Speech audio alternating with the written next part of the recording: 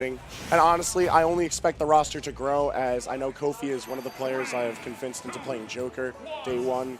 So we'll get there when we get there. Right now, you got a bird, you got a tactician. You know, everyone said plant gang, but we'll see what happens, man. Watch Joker come out, and he's not good, man. Here we go. Juuuuul. We about to fight in the streets after this. Starting right off the bat, throwing out some thunders from the middle of the stage. Now, Robin's entire game plan is going to be to try to dominate stage control with a lot of just projectiles, especially the arc fire. Arc fire is like a really good strategy for just like, it's similar to PK fire in terms of like it stays out for a while, allows your opponent not to be able to deal with it, and the abilities, the options that come from it when you have your opponent off the stage is like, you could trap them forever. Probably one of the best ledge trappers, honestly. Better at that, arc fire is amazing for the shield pressure that it elicits, and when you combine that with Juuuul's unique movement, this man is going to be grooving all around you. Your defensive play has to be so on point just so that you get the chance to survive. And it's going to be tough if he doesn't know how to deal with the arc fire on the stage, right? Because it's something you're going to have to adapt to. You have to mix up the timing of how you come back to the stage, mix up if you're going to go for the ledge jump, because what he wants the most, because the only way to truly avoid it is to go for the roll or wait for it to wear off. If you go for the roll, that's what he wants. Gets an arc fire, gets an up smash, stock one. Gone. There's going to be a lot of this style play. The ledge play, I feel, is going to especially be dangerous. Arc Thunder is going to be a great projectile just for Juuuuul to occupy the space in the air. And that's all he really needs to do. If he's able to control the skies, anti-air Kofi without extending too far, then Pokemon Stadium is as good as his. He doesn't even have to really respect the reflector, because you could just call that out by waiting, charge longer, reposition yourself, swing over the reflector, which you're going to see Juuuuul do a ton of with his projectiles. Yeah, that was a cheeky recovery right there. You saw him throw out the thunder so you get him off of him so you get back to the stage safe and sound. Air dodges to avoid the down tilts.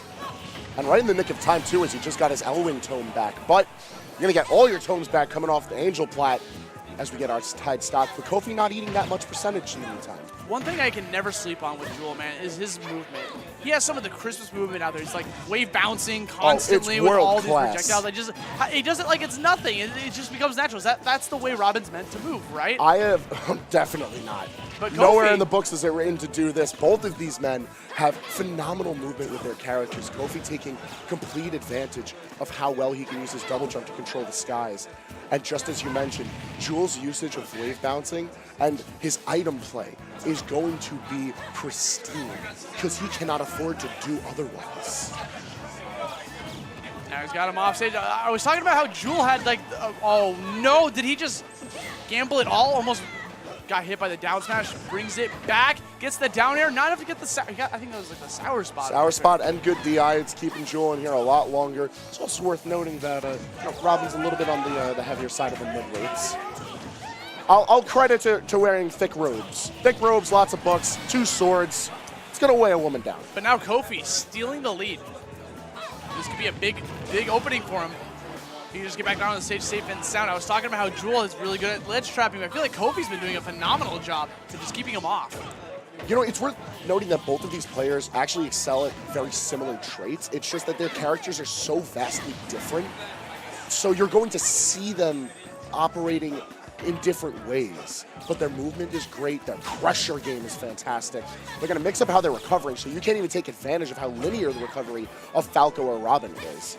It's going to be a great game of just building on top of I know that you know that I know that Kofi and Juuuuul are going to play throughout this entire game.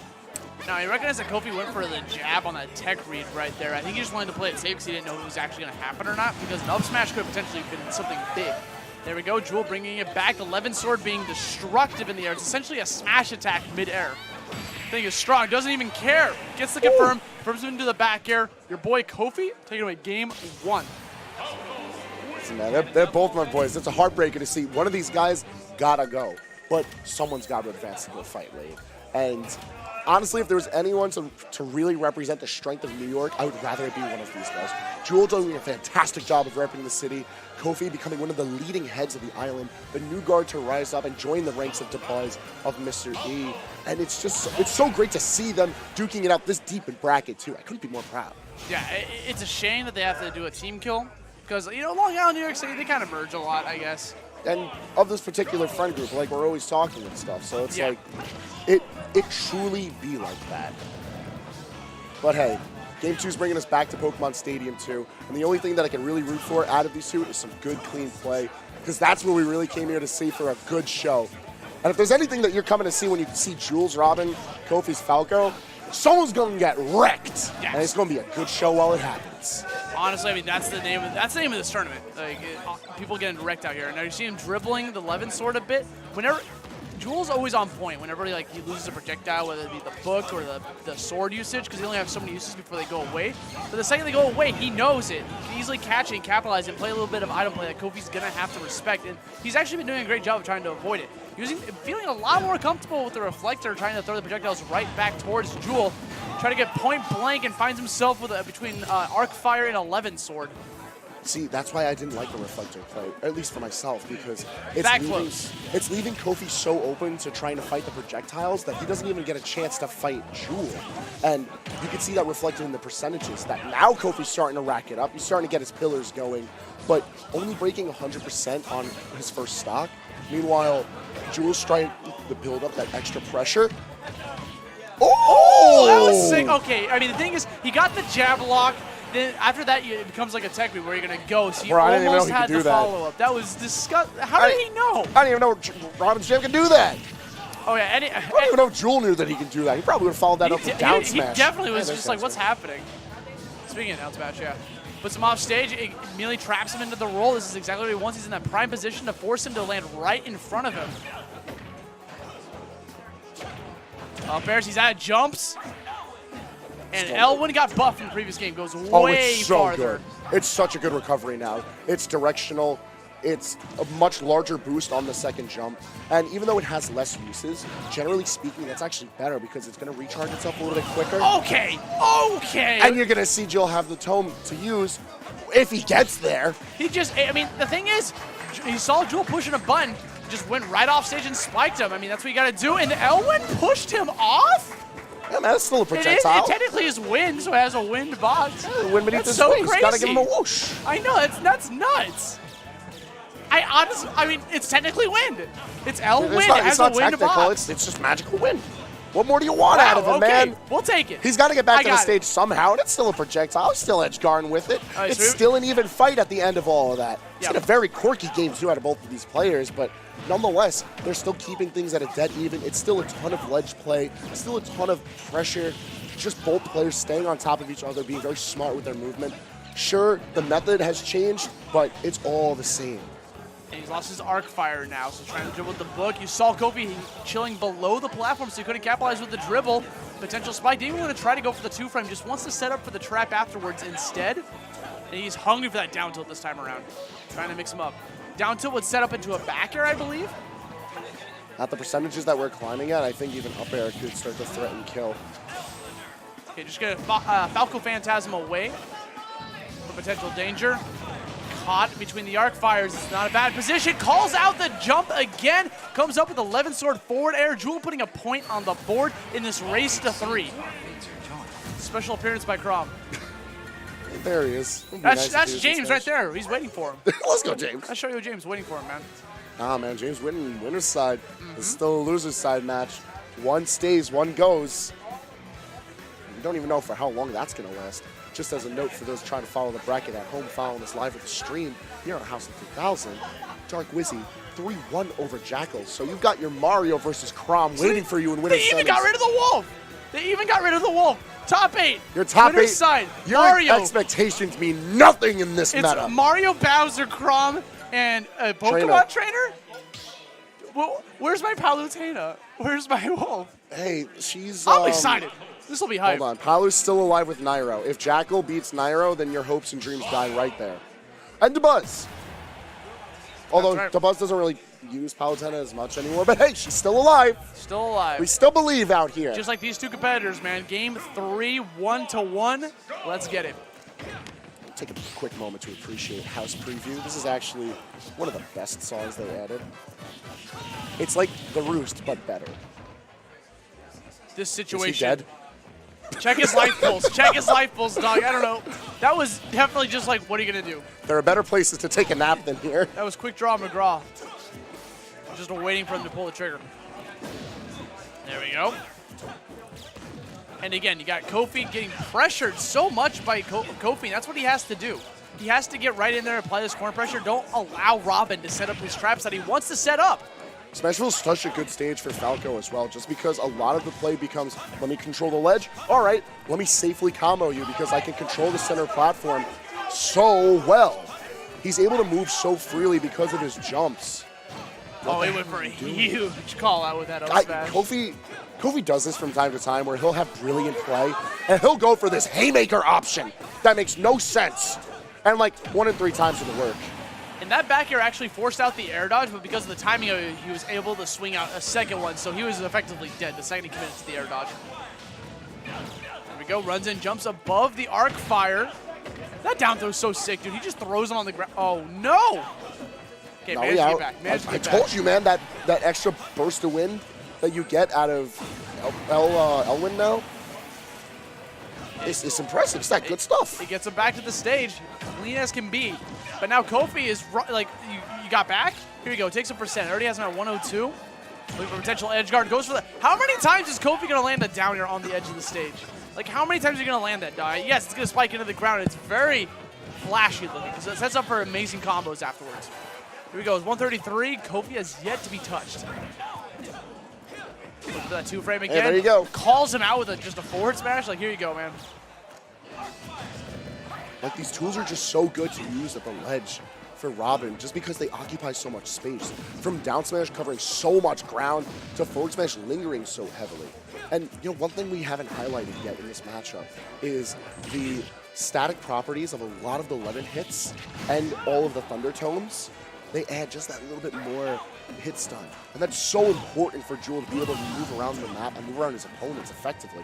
But he's fighting at a pretty fair deficit right now, as Kofi's chilling with a second stock, and he's en route to make it back to the stage with a rapid jab at that. He's gonna roll right through the fire, brings it back, and I love how that last kill, he actually just shot him from a distance. Like, it was the laser that finished him off. There we go. Waiting for that spot dodge. Didn't want to commit to any back airs or anything, and all that pressure off. Dropping shield, man. The thing is, he was done for. Because he was right in front of his face, that arc fire hit his shield immediately, and he was pretty much done, because if Juuuuul would have landed that forward smash on his shield, it might have broke. That's what Juuuuul was afraid of. Kofi was afraid of. He's going to try to go for the parry after. Well, the problem is that if Kofi tries to stay in shield, he's going to get grabbed. He's just going to get an actual follow-up. He can't get hit by arc fire that close. That's the issue. Kofi has been doing that this entire set thus far. So Juuuuul knows, all right, shield's dropping, it's down smash time. And even killing off the top with down smash, it's weird, but hey, it works, man.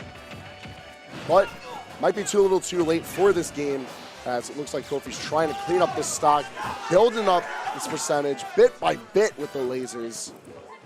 And he even knew he was going to get the roll from ledge, but poor positioning is going to cost him. Kofi's looking for these back airs in the middle of neutral. As the arc fire goes in for the Nosferatu to recover some of that health, but he tried to go for a second one and lost the book. I don't know if he was trying to get rid of it immediately or if he honestly thought that he had one more charge. But here we go, down tilt, hold on that ledge a little bit too long, apply some more damage with the lasers. He might die to an up tilt at this point. Back here to apply pressure on the shield. Oh no, Falco Phantasm's right in front of him. Kofi's in a bad situation off stage. Can he get back? Gets caught by the arc fire. You can't hold on to the ledge too long. It's such a terrible situation. Okay, parries, gets away from the arc fire. Gets caught by the neutral. Was that, oh my god! Levin Nair managing to catch him, and just like that. There was no zoom in, he just died. Nah, man. He jumped, and I think the jump actually may have pushed him just a little bit further. At the very end, yeah, we'll get the quick replay from the house tech. See what's going on. The Levin sword, it's so strong. Watch this Nair, catch that. He's flying, he's flying, he's flying. Back in it, jumps out of it. I get it, and the reason competitors go for those jumps, right, is because they're trying to get into that little bubble in the corner. Like, if you look at that square on the radar on the blast, and they're trying to reach that corner, and the way to do it for him, his thought process is, I am Falco, I have a high jump, I'm going to go for the double jump to try to avoid it. But that might have actually what sealed his stock, you know? Now here we go, going into a potential... Absolute gentleman playing this music. This could be a potential final game if Juuuuul manages to take one more away. The thing is, a lot of these have been in Kofi's favors, in my opinion, but Juuuuul just keeps clutching it out. Juuuuul was losing that entire time. It's just the ledge play. Yeah. It's the ledge play, and we constantly bring this up, man. Like, you can't be slipping on the ledge. The crowd is erupting. They want their boy Juuuuul to bring it back. One game away. Okay, again. Knocks him off stage. You saw Kofi try to avoid that arc fire by going for the double jump, but it lasts for so long that you're just going to have to respect it. That's why Juuuuul throws it out there to prevent the ledge play from happening from Falco. It's just active for so long, and the stun that it's leaving you in is just perfect for Juuuuul to get a thrower of follow-ups. But Kofi's been doing a great job of operating out of disadvantage. He manages to turn reversals so convincingly. Catches the roll. Another up tilt action coming in. I mean, put him into a combo heavy situation. Manages to catch the up tilt. There we go. Another roll caught. An air dodge. I mean, honestly, Kofi's playing extremely aggressive whenever he finds Juuuuul into the air. So every single time goes for the immediate aerial. It might be a conditioning at this point because he's going for the air dodge every single time. You know, so he's not able to get that kill. So eventually he's gonna like wait for the air dodge and get the kill later on. Not a lot of uses out of that Elwin tome. Juuuuul has to be careful if he's gonna get himself back to the stage just like that. He's got a couple of seconds. He's got to hold this center stage. Such a high percentage, and his tome is back. And the thing is, Juuuuul can get a kill. We saw this in the last game. This percentage differential. But the thing is, he just gets one back air, one 11 sword swing. But Kofi can easily close this out, 172%. Down tilt, back air, gets the laser kill. We actually didn't see him go off because it was the laser that killed him. Like, yeah, man, back throw does it.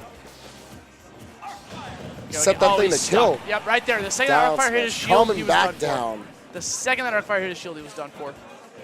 It's such a good trap for Juuuuul to go for. And it's the only reason he even set that up is because of his immaculate movement. Just constantly wave bouncing like crazy. Ooh, that was cute. Yeah, the 11 sword applying pressure to get Juuuuul away from like a potential grab. It clanked with the up tilt. Yeah, smart. Okay, a little misinput right there. Thought he was gonna be able to go for the turnaround grab. Kofi now trying to play out of shield a lot more. I disagree with the moves, man. I think micro-spacing is the way to go because when you try to play in shield, you're waiting for an arc fire to catch you. You're waiting for Juuuuul to swing on you with Nair, catch you jumping, because that's something that we've seen a lot from Kofi here, is a lot of aerial out of shield play. And Juuuuul is thriving off that in these later games. Go again. Thought he was going to have a second arc fire to work with, or maybe he just wanted to expend his book while he was in the middle of arc fire range. But here we go. Even percentage. Kofi trying to close that gap by running in, going for the shield, dash shield, because you have to against likes of like Thunder. First up tilt picking up. We're constantly coming back up and down. Kofi's not out of it just yet. He keeps dragging him with that. Just drags him back down into the ground. Very smart stuff. Up tilts into a back air, looking true combo-ish. Kofi, one stock away from bringing this to a game 5. Can he pull it out? See, the value of a lot of Kofi's combos isn't just the damage that he gets or whether or not they're true. It's a matter of the fact that he's getting that damage up and he's mispositioning his opponent. And with someone whose movement and entire game plan is so important to being where he wants to be on the stage, Juuuuul getting mispositioned and getting dragged around left and right from Kofi is pivotal to Kofi's success. There he goes, just tosses this, whatever, man. You got a gun, I don't care. Have this sword, it's a projectile too. Up there again, Kofi loves putting Juuuuul into the air. Challenging him for trying to attempt an edge guard opportunity. Goes for the up air off stage, gets the kill. And I respect that situation. Kofi went for an empty hop into a forward smash to bait out a potential like spot dodge, a little earlier spot dodge. Didn't get it timed right, now he's getting back thrown off stage. More Falco Phantasm, more forward airs. If you're not stuck in one corner, it's gonna be the other one. And again, the high jump aerial movement that Falco gets from being able to go into the air, like it prevents him from being able to get stuck by these projectiles. He's able to avoid the arc fires, avoid the thunders. Excellent weight from Kofi, gonna reset the situation. No kill off the top of the up air. But even managing to catch Juuuuul out with his own arc fire. Forward air still not gonna kill. Excellent DI from Juuuuul, keeping him around, but he has no arc fire tome right now. He's gotta try and wait it out, get that back. It's one less pressure tool. Again, Thunder Tome out. That's a really and now he's even lost his Elwin. He has to wait so long just to get everything back. Arc fire back online. Levin Sword ready and waiting. Thunder back here. Just like that. Juuuuul ready and waiting, but he's at 170%. How much longer can Kofi keep this stock going before Juuuuul manages to pick up the pace and end the game here? It's extremely difficult for him. Sitting at 90%, might die to maximum rage. Juuuuul looking for this edge guard opportunity. Gets the arc fire, cannot get it to confirm afterwards. Forward air, gets the kill. Juuuuul taking it 3-1, bringing it back after, you know, he took the very first game, and it looked like that was... my man's even lost his glasses after that. How many times was Kofi in the lead? How many times? How many games was Kofi in the lead, and Juuuuul just takes the rug right underneath him, you know? Good tactician, plans ahead, man. God, he knows the game plan no matter how deep into the disadvantage he is, how much that stage belongs to him. He tips the scales, honestly. Honestly, it tips it in his favor.